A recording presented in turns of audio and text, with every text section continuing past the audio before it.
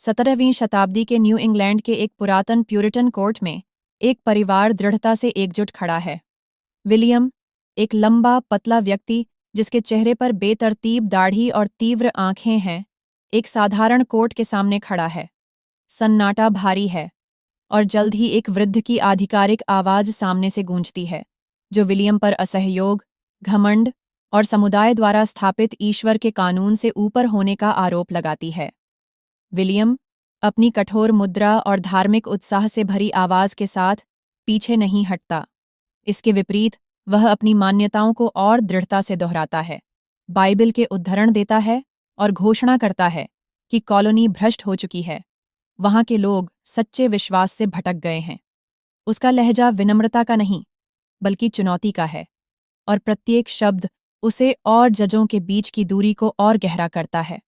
उसकी पत्नी कैथरीन उसके बगल में खड़ी है, उसका चेहरा पीला और तनावग्रस्त, उसकी आंखें अपने पति और जजों के बीच डर से भटक रही हैं। उसका शरीर सबसे छोटे बच्चे, शिशु सैमुअल, को कपड़े में लपेटे हुए सहारा दे रहा है।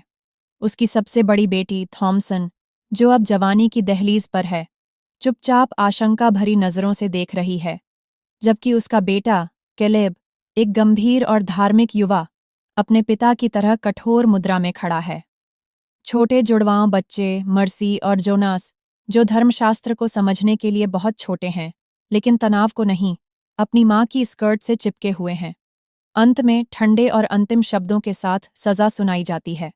विलियम को बस्ती से निर्वासित और समुदाय से बहिष्कृत कर दिया जाता है। वह अपनी सजा को दंड के रूप में नहीं, बल्कि अपनी धार्मिकता के प्रमाण के रूप में स्वीकार करता है। बिना किसी हिचकिचाहट के वह अपनी पत्नी कैथरीन और बच्चों को साथ चलने के लिए बुलाता है, यह घोषणा करते हुए कि इन लोगों की संगति से निकाले जाना एक राहत है। परिवार उस एकमात्र सभ्यता को पीठ दिखाकर अज्ञात की ओर चल पड़ता है, जिसे वे जानते थे। निर्णय के बाद बिना किसी वापसी की संभावना के परिवार गेट से बाहर निकलता है। कैथरीन का चेहरा चिंता और थकान से भरा है। थॉमसन की नजरें बेचैनी से भटक रही हैं और किशोर बेटा कैलेब जिज्ञासा और डर के बीच झूल रहा है, इस पल की गंभीरता को पूरी तरह समझ नहीं पा रहा। परिवार एक वैगन में यात्रा करता है, खेतों और नदियों को पार करता हुआ, जब तक कि कई दिनों बाद उन्हें एक घने अंधेरे जंगल के किनारे एक खुला मैदान नहीं मिलता। वहां विलियम अपने हाथ आसमान की ओर उठाता है, ईश्वर का धन्यवाद करते हुए कि उन्हें नया शुरुआत करने के लिए जगह दी गई। वे एक छोटा सा केबिन बनाते हैं, बाढ़ लगाते हैं और मक्का बोने के लिए जमीन साफ करते हैं। जीवन कठिन है और निरंतर श्रम से चिह्नित है। कैथरीन घरेलू कामों को संभालती है, थॉमसन बकरी का दूध निकालती और कपड़े धोती है। कैलेब अपने पिता के साथ खेतों में मदद करता है, जबकि जुड़वां बच्चे दिन भर दौड़ते और ब्लैक फिलिप नाम की काली बकरी के साथ अजीब भजनों में गाते हैं। माहौल गरीबी भरा है, लेकिन यह भ्रम बना रहता है कि विश्वास और मेहनत से जीवित रहा जा सकता। थॉमसन क्षमा और ईश्वर के संरक्षण के लिए प्रार्थना करती है। एक सुबह थॉमसन सैमुअल को केबिन के बाहर ले जाती है और खेत के किनारे पर उसे लेकर खेलती है, उसका चेहरा ढककर और खोलकर झांक झांक खेल रही है। शिशु मासूमियत से मुस्कुराता है और दूर से जंगल की आवाज सिर्फ पत्तियों की सरसराहट है। अचानक जब थॉमसन अपनी आंखें हाथों से ढकती है, सन्नाटा एक अलौकिक तरीके से गहरा जाता है। जब वह अपने हाथ खोलती है, सैमुअल कपड़े में नहीं होता। पलक झपकते ही वह गायब हो चुका है। थॉमसन भ्रमित होकर इधर उधर देखती है, फिर घबराहट में चीखते हुए अपने भाई का नाम पुकारती है। वह जंगल के किनारे तक दौड़ती है, लेकिन उसका कोई निशान नहीं मिलता। घर से दूर गहरे अंधेरे जंगल में सैमुअल के गायब होने की सच्चाई एक भयावह रहस्योद्घाटन के साथ सामने आती है। एक हुड वाली आकृति जो अलौकिक गति से चलती है, नग्न शिशु को एक गंदे कच्चे केबिन में ले जाती है।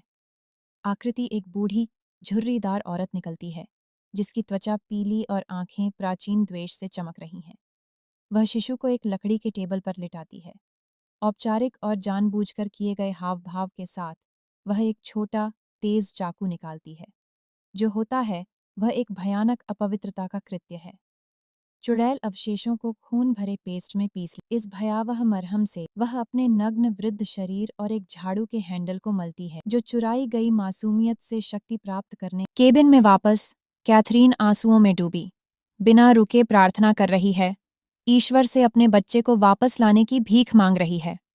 विलियम उसे सांत्वना देने की कोशिश करता है, लेकिन उसका अपना चेहरा अनिश्चितता और डर को दर्शाता है। उनके बोए हुए मक्के की फसल खराब हो रही है, उसमें फंगस लग गया है और शिकार भी दुर्लभ है। विलियम खोई हुई फसल की भरपाई के लिए शिकार पर जाने का फैसला करता है। वह कैथरीन के मना करने के बावजूद केलेब को अपने साथ ले जाता है। कुछ देर बाद जंगल में विलियम अपने बेटे को जाल बिछाना सिखाता है, लेकिन उससे छिपाता है कि उसने कैथरीन का चांदी का कप बेचकर जाल और सामान खरीदा है। आगे उन्हें एक खरगोश नजर आता है। विलियम मस्केट तानता है, लेकिन बंदूक गलत तरीके से चलती है और रिकॉइल से उसका चेहरा घायल हो जाता है। खरगोश भाग जाता है, सिर्फ निराशा छोड़कर। बच्चे, मर्सी और जोनास तनाव को भांप लेते हैं। वे थॉमसन को तंग करना शुरू करते हैं, उस पर चुड़ैल होने का आरोप लगाते हैं। कहते हैं कि उसने सैमुअल को गायब करने के लिए कोई समझौता किया है। कैलेब अपने पिता के प्रति वफादारी और अपराधबोध के बीच फंसा हुआ अपनी ही प्रलोभनों से जूझ रहा है। उसे लगता है कि परिवार की दुर्भाग्य के लिए वह जिम्मेदार है, यह मानते हुए कि उसकी विश्वास की कमी या कोई अघटित पाप ने ईश्वर का प्रकोप उन पर ला दिया है। वह अपनी बहन थॉमसन को भी एक नए और भ्रामक तरीके से देखने लगा है। उसकी नजरें उस पर ठहरती हैं, जो उचित नहीं है, एक पाप जो उसे रात के सन्नाटे में सताता है। भोजन की तलाश में और अपनी कीमत साबित करने के लिए विलियम केलेब को जंगल में शिकार के लिए ले जाता है। दुर्भाग्यवश यह अभियान असफल रहता है। जंगल उनके खिलाफ प्रतीत होता है और जानवर उनसे बचते हैं। निराश विलियम केलेब को कबूल करता है कि उसने कैथरीन के चांदी के कप को शिकार के सामान के लिए बदल दिया था, एक झूठ जो उसने अपनी पत्नी से छिपाया था। वह केलेब को यह राज रखने की कसम दिलाता है, जो उस लड़के के पहले से ही भारी बोझ में और इजाफा करता है। उस रात के खाने पर कैथरीन को कप की अनुपस्थिति नजर आती है और वह थॉमसन पर इसे खोने या चुराने का आरोप लगाती है। थॉमसन इनकार करती है, लेकिन माहौल तनावपूर्ण हो जाता है। जल्द ही कैथरीन विलियम पर दबाव डालती है कि वह थॉमसन को किसी और घर में काम करने के लिए भेज दे। कहती है कि वह अपमान लाती है। विलियम सीधे जवाब नहीं देता, लेकिन उसकी चुप्पी लगभग सहमति जैसी है।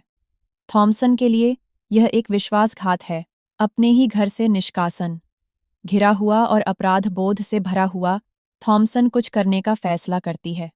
अगली सुबह वह भोर से पहले केलेब को जगाती है, सुझाव देती है कि वे जंगल में शिकार के लिए जाएं, अपनी कीमत साबित करें और शायद उसकी निर्वासन की सजा को पलट दें।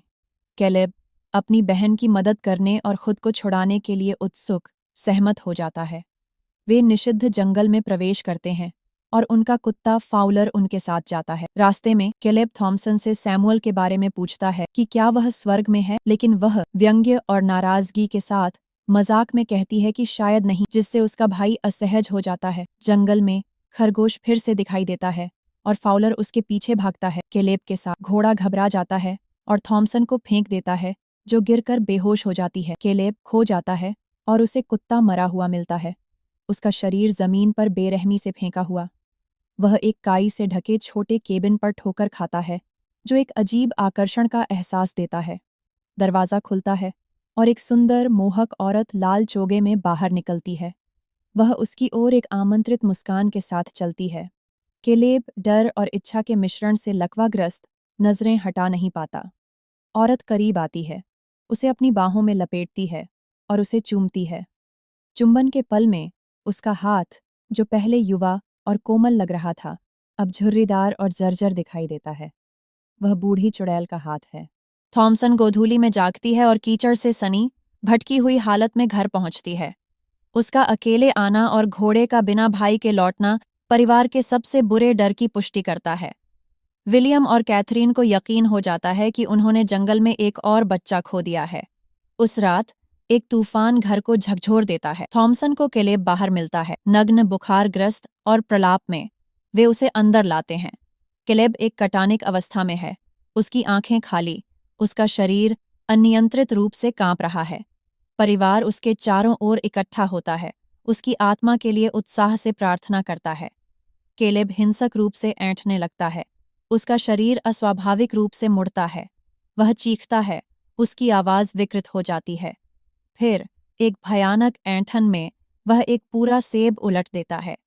यह देखकर परिवार डर से पीछे हट जाता है। ऐंठन के बाद केलेब पर एक अजीब शांति छा जाती है। फिर वह उठता है। वह आनंद और राहत से भरी आवाज में घोषणा करता है कि उसे यीशु दिखाई दे रहे हैं और उनका प्यार गर्म है। यह धार्मिक उन्माद का एक दर्शन है जो उसकी मृत्यु से पहले होता है। वह अपनी आखिरी सांस एक मुस्कान के साथ लेता है और उसका छोटा नाजुक शरीर ढीला पड़ जाता है। कैलेब की मृत्यु परिवार के विघटन का अंतिम उत्प्रेरक बनती है। दर्द उन्माद और आरोपों में बदल जाता है। मर्सी और जोनास घबराहट में खुलेआम थॉमसन पर चुड़ैल होने का आरोप लगाते हैं।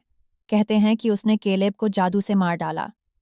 इस बार यह आरोप मजाक नहीं बल्कि वास्तविक और विषैला है। थॉमसन जवाब देती है। कहती है कि यह वे हैं जो ब्लैक फिलिप से बात करते हैं। विलियम, जिसका विश्वास पूरी तरह टूट चुका है, अपनी ही बेटी के खिलाफ हो जाता है। वह थॉमसन को पकड़ता है, उसे बाहर घसीटता है और उसकी मासूमियत की पुकारों के बावजूद उसे बकरी के साथ खलिहान में बंद कर देता है, साथ में आरोप लगाने वाले जुड़वां बच्चों को भी। उसे लगता है कि चुड़ैल को रोककर वह अपने बचे हुए परिवार को बचा सकता है। घर में अकेले कैलेब के शव और अपनी पत्नी के साथ, जो शोक में कटानिक अवस्था में है, विलियम घुटनों पर गिर पड़ता है। वह ईश्वर के सामने एक हताश स्वीक्षण करता है, अपने घमंड, अपनी जिद और अपने परिवार का नेतृत्व करने में असमर्थता को स्वीकार करता है। वह लालच और ईश्वर का नाम व्यर्थ लेने की बात कबूल करता है। यह एक टूटे हुए व्यक्ति का स्वीक्षण है, जिसे बहुत देर से एहसास होता है कि उसका घमंड उसे एक शाब्दिक और आध्यात्मिक रेगिस्तान में ले आया, जहां से कोई बचाव नहीं है। इस बीच खलिहान में रात पड़ती है और आतंक बढ़ता है। जुड़वां बच्चे सो जाते हैं, लेकिन थॉमसन जागती रहती है। उसका मन डर और अन्याय के प्रति बढ़ते गुस्से के बीच डगमगाता है। उसे बाहर से एक आवाज सुनाई देती है। चुड़ैल की रैग्स और छायाओं में लिपटी आकृति एक भयावह दृश्य है। उसकी त्वचा प्राचीन कागज की तरह झुर्रीदार और उसकी आंखें, जो कभी जीवंत थीं, अब पागल, द्वेषपूर्ण चमक के साथ जल रही हैं। एक दंतहीन मुस्कान के साथ, जो उसके भयानक चेहरे को और विकृत करती है। वह निकटतम बकरी की ओर बढ़ती है, जो अनियंत्रित रूप से कांप रही है। बेरहमी से वह चाकू को बकरी के दांतों में घुसेड़ती है, उसे मारने के लिए नहीं, बल्कि उसमें बहने वाले जीवनदायी तरल को निकालने के लिए। खून के छींटों और बकरी के हताश ब्लीट की आवाज खलिहान के सन्नाटे में गूंजती है, क्योंकि चुड़ैल अपना सिर झुकाकर सीधे लाल प्रवाह से पीती है। प्रत्येक घूंट के साथ उसके गले से एक तेज, उन्मत्त हंसी निकलती है, एक ऐसी आवाज जो रीढ़ को ठंडा कर देती है और लकड़ी की दीवारों के माध्यम से गूंजती है, उस दृश्य को और भयावह बनाती है। घर में कैथरीन एक दर्शन या भ्रम से जागती है। वह केलेब को जीवित और स्वस्थ देखती है, जो शिशु सैमुअल को गोद में लिए हुए है। वह उससे उसके साथ चलने के लिए कहता है।